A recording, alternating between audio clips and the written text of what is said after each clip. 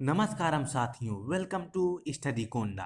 आज की क्लास में हम सीटेट के पैडागॉजी के इम्पॉर्टेंट क्वेश्चन प्रैक्टिस करेंगे। ये सीटेट के एग्जाम में आए हुए क्वेश्चन होंगे जो हमारे सीटेट के एग्जाम में स्कोर करने के लिए अच्छा प्रैक्टिस सेट होगा। हमारा पहला क्वेश्चन है, शिक्षक बच्चों को सृजनात्मक विचारों के लिए प्रोत्साहित कर सकता है।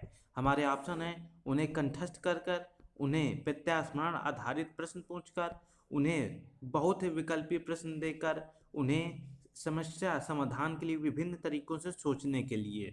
तो हमारे जो ऑप्शन है फर्स्ट है कंठस्थ कर कर।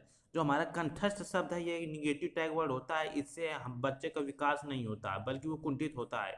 ये इसलिए हमारा ये गलत हो जाएगा। जो हमारा प्रत्यय स्मरण है ये भी क्या होता है, हमारा रिकॉल संबंधित होता है। बार बार बच्चे को हम एक मशीन के तरीके बनाते हैं जो कि हमारी एनएपी इसको स्वीकार नहीं करती, इसलिए हमारा क्या हो जाएगा, गलत हो जाएगा। और जो हमारा थर्ड ऑप्शन है उन्हें बहुविकल्पी प्रश्न देकर, ये भी हमारा रॉन्ग हो जाएगा। जो हमारा ऑप्शन नंबर फोर्थ है, उन्हें समस्या समाधान के लिए विभिन्न तरीकों से सोचने के लिए, ये अपसारी चिंतन पर आधारित होता है। कोई हमने अध्यापक ने कोई समस्या बालकों को दे देता है, वो बालक उस समस्या को लेकर भिन्न भिन्न तरीके से सोचते हैं। इससे उनकी क्या होगी, चिंतन शक्ति का विकास होगा, जिससे सृजनात्मकता का विकास हो जाएगा। नेक्स्ट क्वेश्चन फ्रेंड्स, हमारा अगला प्रश्न है, कक्षा तक पहुंचने वाली बच्चों की भोली अवधारणाओं को जानना। हमारे ऑप्शन है, शिक्षक के किसी उद्देश्य की पूर्ति नहीं करते। ऑप्शन सेकेंड है, शिक्षक के हौसलों को पस्त कर देता है क्योंकि उससे उसका कार्यभार बढ़ जाता है। ऑप्शन थर्ड है, शिक्षक के लिए अपने शिक्षण को अधिक सार्थक बनाने की योजना में बनाने में सहायक होता है। ऑप्शन फोर्थ है, शिक्षक की योजना और शिक्षण में रुकावट बनता है। हमारा जो ऑप्शन नंबर फर्स्ट है, शिक्षक के किसी उद्देश्य की पूर्ति नहीं करता, जो कि हमारा गलत है। क्योंकि बच्चा जब स्कूल में आता है तो उसके पास बहुत सारी अपनी भोली भारी अवधारणाएं होती हैं। जो हमारा ऑप्शन सेकंड है, शिक्षक के हौसलों को पस्त कर देता है। तो हमारे एनएपी 2020 या फिर एनसीएफ 2005 बताता है कि शिक्षक को हम अधिक से अधिक कार्य देंगे, बस शिक्षक को आराम करने की बातचीत नहीं करता है हमारा एनईपी 2020। तो इसलिए हमारा ये भी गलत हो जाएगा। जो ऑप्शन थर्ड है, शिक्षक शिक्षक के लिए अपने शिक्षण को अधिक सार्थक बनाने की योजना बनाने में सहायक होता है। बिल्कुल सही है कि बच्चा का माइंड सेट कैसा है, वो उसके विचार करने के तरीके कैसे हैं, ये सभी जानकर शिक्षक अपनी रणनीतियां बनाता है, जिससे उसे बच्चे को अधिक से अधिक लाभ मिलता है। इसलिए हमारा राइट ऑप्शन हो जाएगा option number third. Next question friends, हमारा अगला प्रश्न है, कक्षा में वास्तविक सांसारिक समस्याओं से संबंधित जटिल परियोजनाओं पर कार्य करते हुए अध्यापक व छात्र एक दूसरे के अनुभव परस्पर ग्रहण करते हैं। हमारे ऑप्शन है, अध्यापक केंद्रित है ये सामाजिक रचनात्मक को बढ़ावा देता है, या फिर पारस्परिक हैं ये लोग, या फिर रचनात्मक है।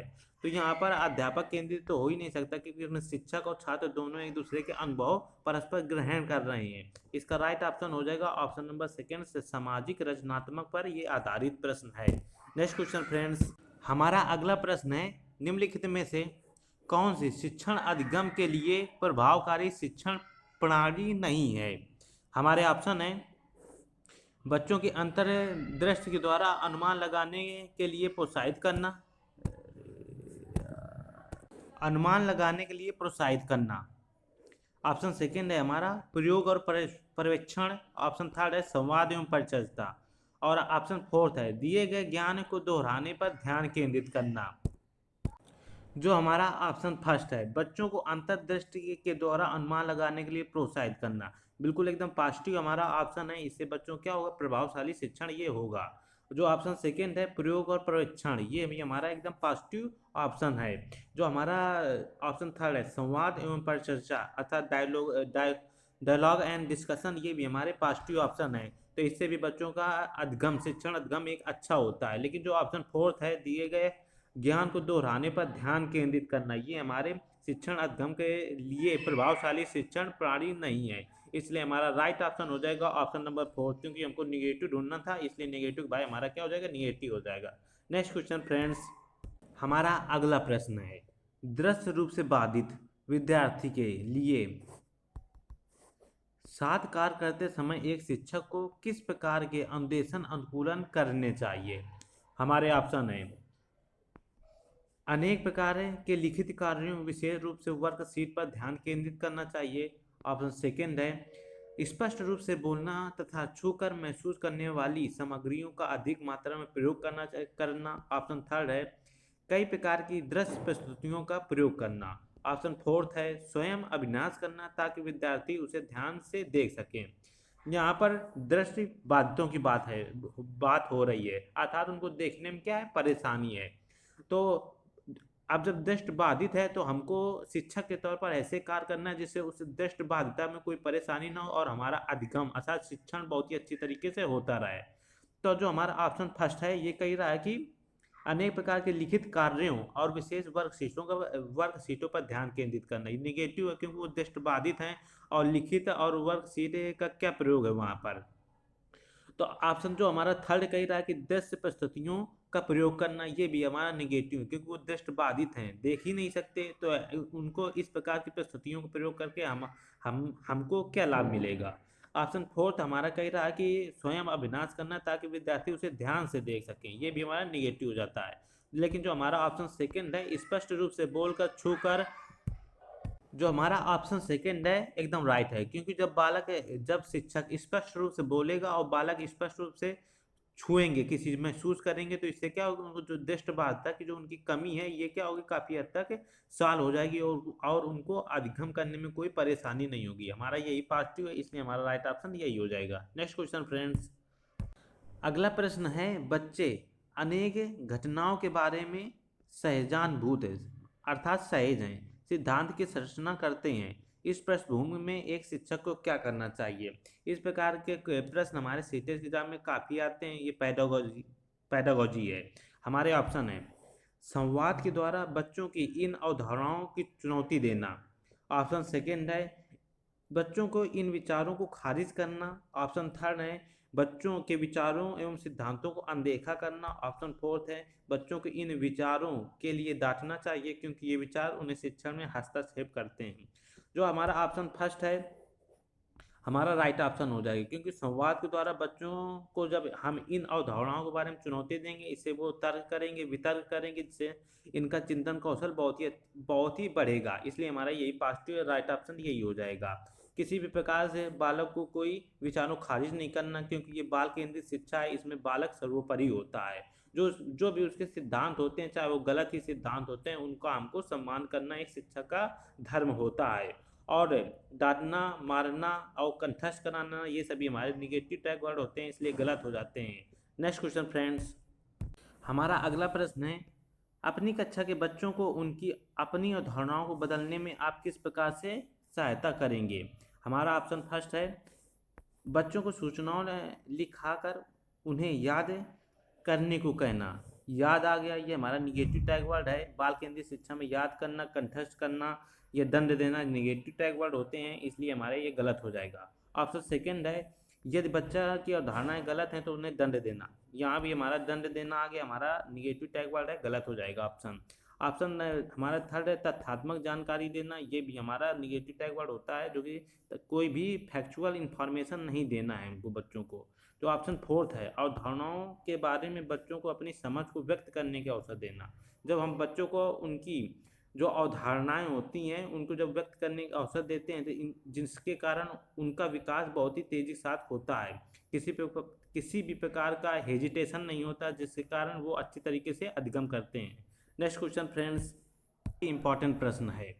एक अध्यापिका यह सुनिश्चित करना चाहती है कि उसके विद्यार्थी आंतरिक रूप से प्रेरित रहें। आंतरिक प्रेरणा से ये संबंधित क्वेश्चन है, जो हमारा मोटिवेशन होता है। इस चैप्टर में सीटेट के एग्जाम में क्वेश्चन बनते हैं, तो इस संदर्भ में वह करेगी अर्थात उस अध्यापक को क्या करना चाहिए? हमारे ऑप्शन है वह सभी बच्चों के लिए उपलब्ध एक समान मानकों को उल्लेखित करेगी। बिल्कुल नहीं करना चाहिए क्योंकि सभी बच्चे व्यक्तिगत विभिन्नताएं सभी बच्चों में होती है, इसलिए हमारा ये गलत हो जाएगा। ऑप्शन जो सेकेंड है इस प्रकार की अधिगम गतिविधियों की योजना बनाना ताकि वो अपसारी चिंतन कर सकें। यहाँ पर एक वर्ड आया है अपसारी चिंतन। ये क्या होता है? कोई भी समस्या है उसका जो हल है बस एक ही होता है, तो अपसारी चिंतन होता है हमारे एनसीईआरटी के कार्टून एक निगेटिव के रूप में देखा जाता है, क्योंकि इससे बच्चों का अच्छा विकास नहीं होता है। और इसका जस्ट अपोजिट होता है अपसारी चिंतन। अपसारी चिंतन में किसी समस्या के हल बहुत सारे होते हैं। ऑप्शन थर्ड है हमारा अंतिम परिणाम पर ध्यान देने की बजाय वे व्यक्तिगत रूप से बच्चों के अध्ययन प्रक्रिया को ध्यान देना। और ऑप्शन फोर्थ है वस्तु रूप में पुरस्कार प्रस्तुत करना। जब एक अध्यापिका है वो आंतरिक प्रेरित रूप में देखना चाहती है तो वो पुरस्कार नहीं देगी, क्योंकि पुरस्कार एक बाह्य प्रेरणा होता है, इसलिए ये भी हमारा गलत हो जाएगा। जो ऑप्शन हमारा थर्ड है अंतिम परिणाम पर ध्यान देने के बजाय व्यक्तिगत रूप से बच्चों के अध्ययन की प्रक्रियाओं पर ध्यान देना, अर्थात फार्मेटिव असेसमेंट की यहाँ पर बात किया जा रहा है। जो हमारी फार्मेटिव असेसमेंट होता है ये NEP 2020 के अनुसार बहुत ही अच्छा माना गया है। इसलिए यहाँ पर क्या हो जाएगा, जब प्रक्रियाओं पर अध्यापक ध्यान देगी तो ये क्या होगा, बच्चे आंतरिक रूप से प्रेरित हो जाएंगे। इसलिए हमारा राइट ऑप्शन थर्ड हो जाएगा। नेक्स्ट क्वेश्चन फ्रेंड्स, हमारा नेक्स्ट क्वेश्चन है किसी क्रियाकलाप के समूह बनाते हुए सामाजिक अध्ययन के एक शिक्षक है को क्या करना चाहिए। यहाँ पर EVS टीचर है, सामाजिक अध्ययन का शिक्षक नहीं है। तो हमारे ऑप्शन है सभी प्रतिभाओं के सहभागिता और सहयोग सुनिश्चित करना।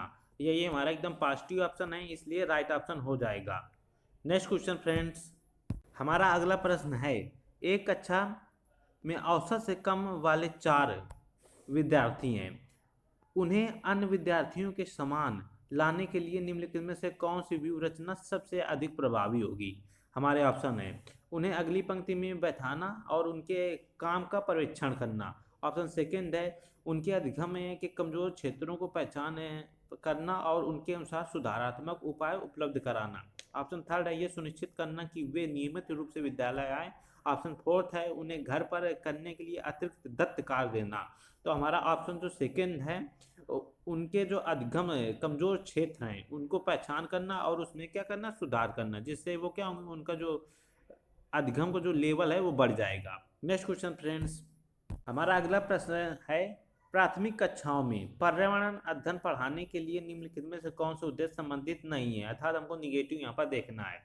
हमारे ऑप्शन है भौतिक और सामाजिक परिवेश के प्रति संवेदनशील विकसित करना है, बिल्कुल सही है, हमारा पॉजिटिव है। इससे क्या होता है, बच्चों को अपने समुदाय से जुड़ने के अवसर प्राप्त होते हैं। ऑप्शन सेकेंड है विज्ञान के आधारभूत तत्वों और सिद्धांतों को रट कर याद करना। यहाँ पर हमको क्या आ गया, रट कर याद करना आ गया था, निगेटिव हमको मिल गया, इसलिए हमारा राइट ऑप्शन कौन हो जाएगा, यही हो जाएगा, क्योंकि हमको निगेटिव ढूंढना था।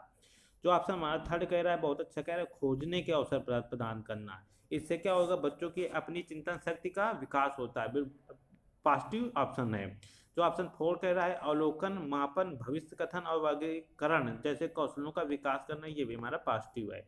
हमारा यहाँ पर राइट ऑप्शन नंबर सेकंड था। नेक्स्ट क्वेश्चन फ्रेंड्स, हमारा अगला प्रश्न है पर्यावरण अध्ययन की एक शिक्षिका निम्नलिखित कारणों से अपनी कक्षा में का प्रारंभ कुछ मुख्य प्रश्न पूछते हुए करती है। सबसे कम प्राथमिकता वाला कारण हमको चुनना है, अर्थात हमको यहाँ पर निगेटिव ऑप्शन छांटना है।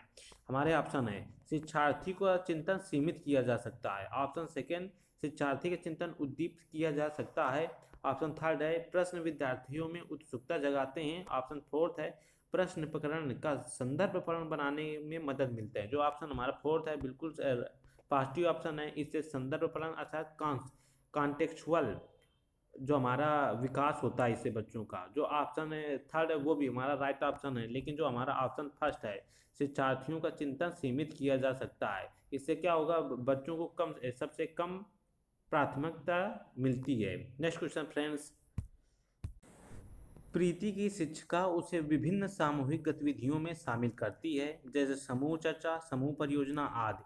उसकी शिक्षिका सीखने के किस आयाम का अनुगमन कर रही है।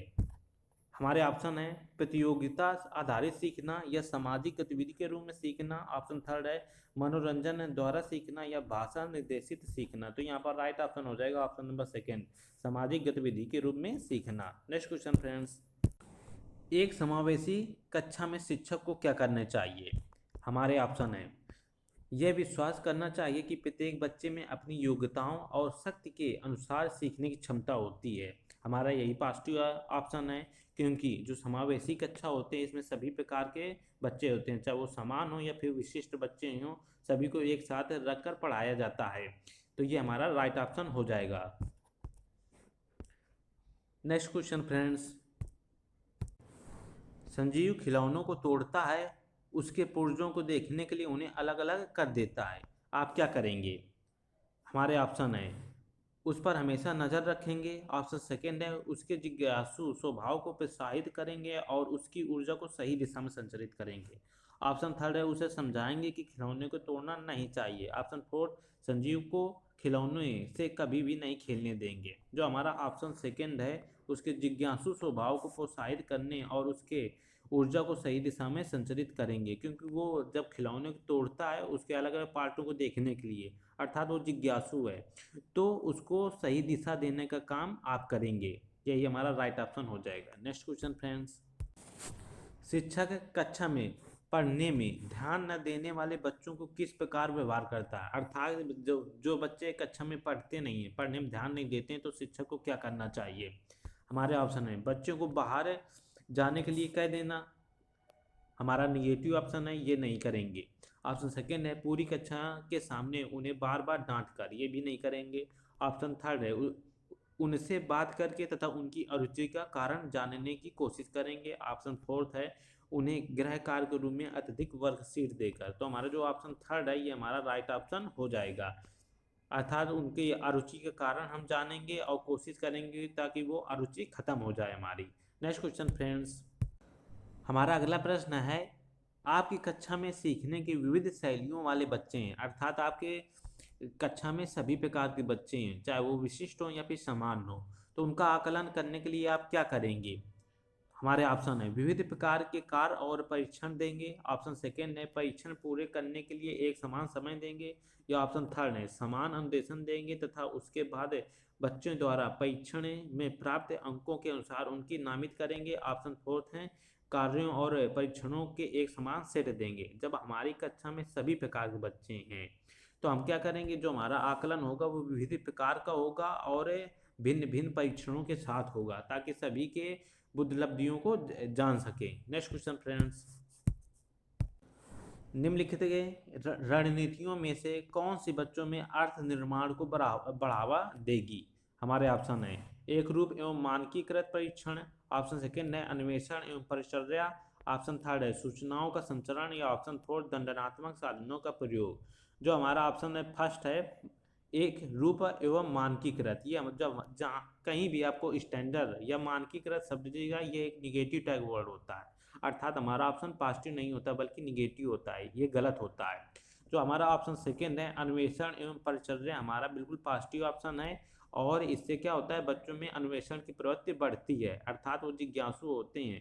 ये हमारा पॉजिटिव ऑप्शन है, राइट ऑप्शन होगा। नेक्स्ट क्वेश्चन फ्रेंड्स, निम्नलिखित में से कौन सी एक महत्वपूर्ण गतिविधि बच्चों को सीखने के लिए सक्षम बनाती है? हमारे ऑप्शन है, व्याख्यानविद। यहाँ पर बच्चे हैं, व्याख्यानविद का प्रयोग करेंगे तो बच्चे बोर हो जाते हैं और पढ़ेंगे नहीं, तो हमारा ये गलत हो जाएगा।